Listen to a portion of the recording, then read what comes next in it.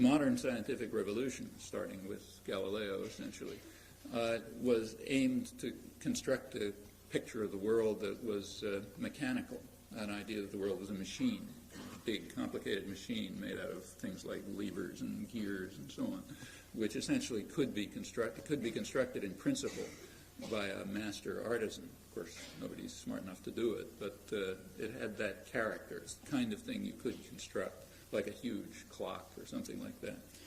And in fact, it was assumed it was constructed by a super artisan, better than any human artisan. But it was a mechanical device. That was called the mechanical philosophy. But remember, philosophy just meant science, so it was essentially the science of mechanics. Descartes was a major figure in advancing and developing the mechanical philosophy, the conception of the world as a machine.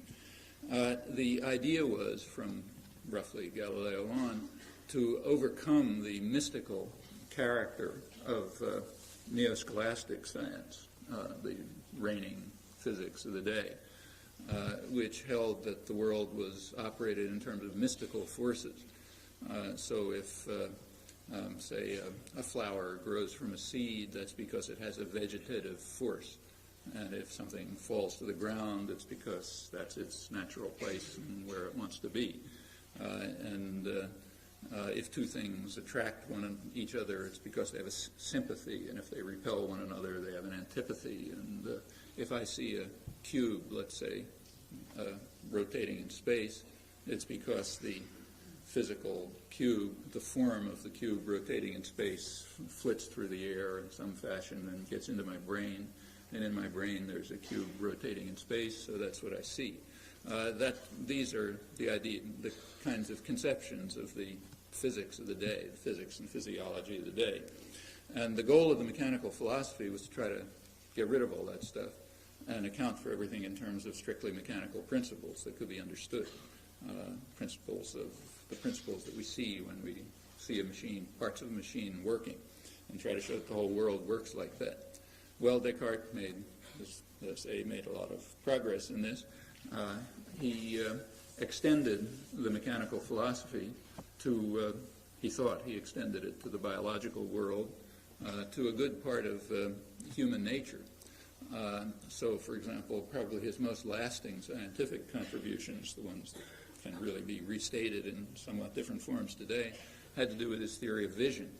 So he and other scientists of the day mocked the idea that the form of an object flits through the air and gets into your mind. I said it's pure mysticism. It's got to be a mechanical interchange of some kind. And he had a theory of light, which was mechanical, and recognized that the retinal image, what's on your retina, is not the cube rotating in space. Or let's say if I look at the audience, I see people sitting around and so on, but that's not the retinal image. The retinal image is some complicated two-dimensional display which could be interpreted in all sorts of ways. Descartes recognized that what you see must be a construction of the mind. It has to come from the inside, in the terms that were used by later philosophers working on this. The sensory organs just provide the occasion, or experience, which hits the sensory organs, provides the occasion for the mind to construct experience using its own internal resources, its own cognoscitive powers in the terms of the day, which were understood to be innate. They had to be innate cognoscitive, hard to say it, powers, properties of the mind, which somehow use the occasion of sense to create what you see, a cube rotating in space, people walking down the street, people sitting in front of me, whatever it may be. It was also understood, as I say, that this was innate. So, for example, Descartes was struck by the fact, he didn't do the experiments, but if he did the experiments, they would come out the way he imagined. Even Galileo didn't do most of the famous experiments. He mostly imagined them. They're thought experiments. Some of them are physically impossible, in fact.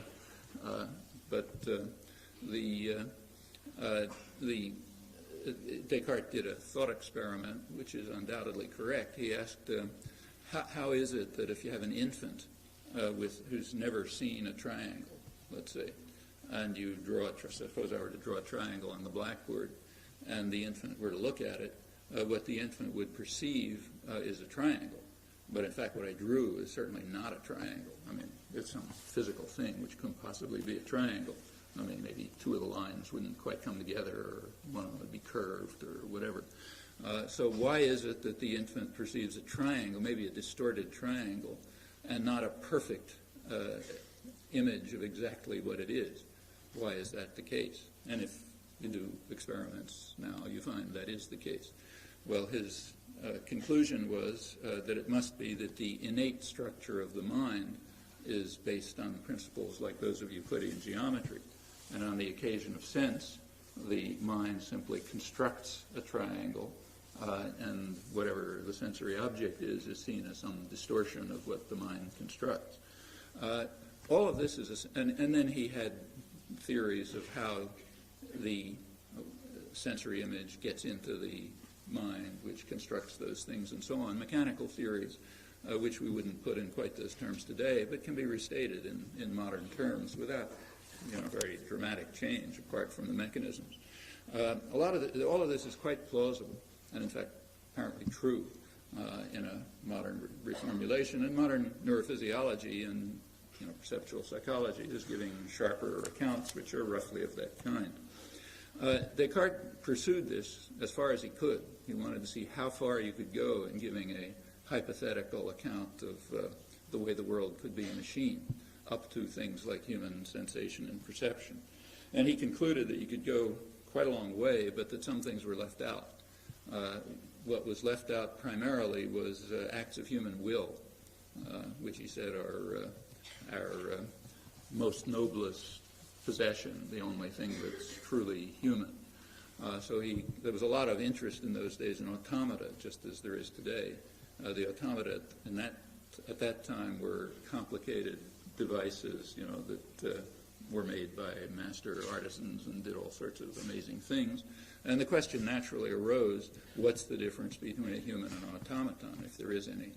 And Descartes argued that this is precisely where the difference would lie. In fact, for him, it was the difference between humans and automata, and also between humans and animals, which were automata. The difference lay in acts of will. So in the case of a machine, an automaton, if you set its parts in a certain arrangement and you have some external input, the machine is compelled to act in a certain fashion, has no choice about the matter. It could be random, but it's either going to be random or determined. On the other hand, if you take a human being and its internal parts are arranged in a certain way and it has a certain sensory experience, it may be, as they put it, incited and inclined to act in a certain manner, but but it's not compelled to do so. It could act in a different manner. So if somebody were to walk up here with, an assault rifle or something and order everyone to stand up and say, Heil Hitler or something, and if you took him seriously, it's very probable that everybody would do it. You'd be incited and inclined to do it. But we all know that there is a choice. You might decide to get killed, let's say, because you don't want to do it. And those things are not determined. There's no mechanistic determination of that. If we know that as well as we know anything at all. And that is kind of irreducible, phenomenal knowledge, experience. And Descartes argued that that's the crucial difference between humans and animals. Incidentally, we have no reason to doubt that at the moment. Anyhow, that's the Cartesian argument. The most striking example that he offered was, in fact, language use. He pointed out that ordinary use of language, I don't mean writing poetry or anything, just talking to your friends at a bus stop or whatever, ordinary use of language has a kind of creative aspect. It's unbounded. People are always saying new things that were never heard before in their experience or maybe in human history.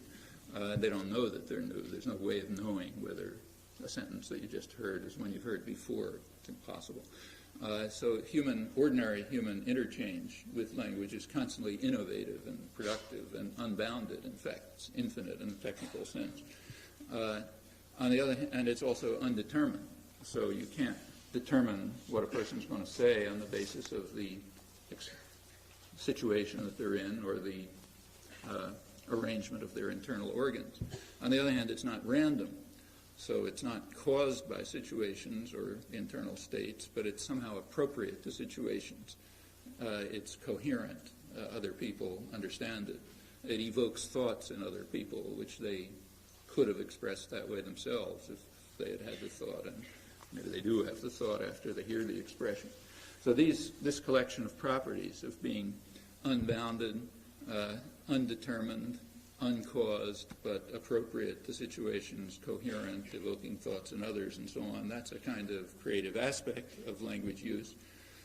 And Descartes argued that that's the striking difference between humans and automata. There was a lot of interest in those days in trying to train, in asking whether you could construct an automaton or train an animal or whatever to act the way a human does, and they mostly of the experiments turned on. They weren't actually carried out, but most experiments in that period, even in physics, weren't carried out. They were thought about. The experiments turned on this, so people would list the kinds of experimental techniques you might try to see if another object that looks like you has a mind like yours, and they're mostly language tests based on the creative aspect of language. Well, in order to deal with these apparent facts, and we have no reason to doubt that they're facts, in fact they seem to be facts, in order to deal with that, Descartes had a problem. You couldn't incorporate this within the mechanical philosophy, so it wasn't a matter of gears and levers and so on. So he was forced to invent a new principle, which is standard science, incidentally. If something isn't explained by the principles you have, you construct a new principle. The new principle is what he called the mind. So alongside of body, which works by mechanical principles, there's another principle, a kind of creative principle, has other properties too, which is mind. That's the famous Cartesian dualism. So the world consists of body and special human characteristic mind, which distinguishes humans from animals and automata and turns on factors like these. And others, but primarily these. What was the fate of this doctrine? Here's where misunderstanding enters. The fate of this doctrine should be clearly understood. It was overthrown within a generation by Isaac Newton. But what Newton showed was that the theory of body was wrong. He didn't have anything to say about the theory of mind. That stayed unchanged. Newton showed that the world just isn't a machine. It works by mystical forces. That was an appalling discovery.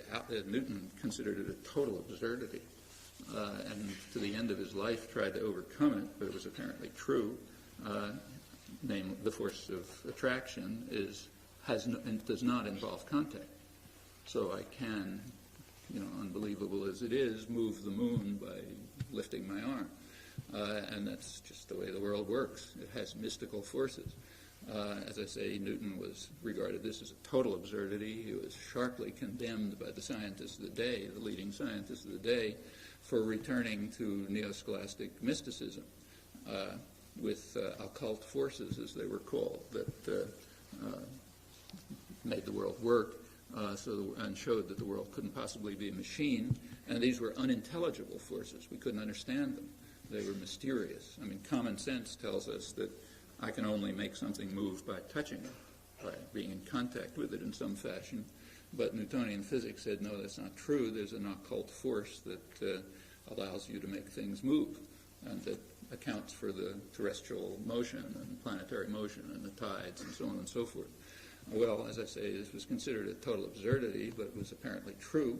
And what it does is demolish the conception of body. It demolishes the idea that the world is a machine. It isn't. It has mystical forces.